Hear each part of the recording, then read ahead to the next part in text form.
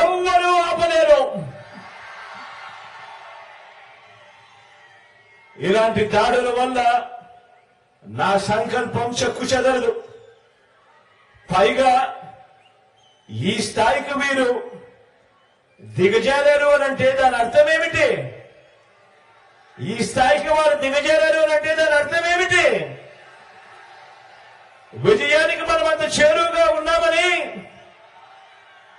విజయానికి వాళ్ళంత దూరంగా ఉన్నారనే కదా దాని అర్థము.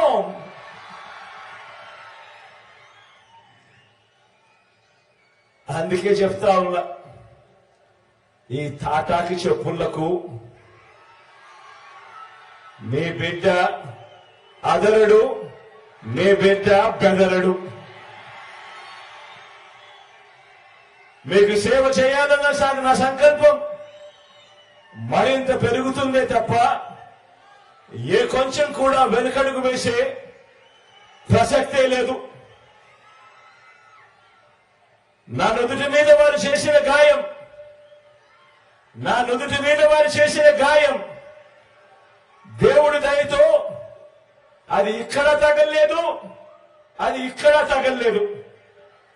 అంటే దాని అర్థం దేవుడు మీ బిడ్డ విషయంలో ఇంకా పెద్ద స్క్రిప్టే రాశాడు అని చెప్పి దాని అర్థం.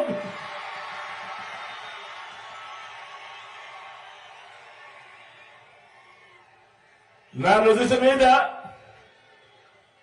వారు చేసిన గాయం బహుశా 10 రోజుల్లో తగ్గిపోతుందేమో, కానీ పేదల ప్రయోజనాలకు చంద్రబాబు చేసిన గాయాలు, ఆయన పాలనలో ఆయన చేసిన గాయాలు, ఆ రైతులకైతేనేమి, ఆ చెల్లెమ్మలకైతేనేమి, ఆ నిరుద్యోగులకైతేనేమి, ఆ సామాజిక వర్గాలకైతేనేమి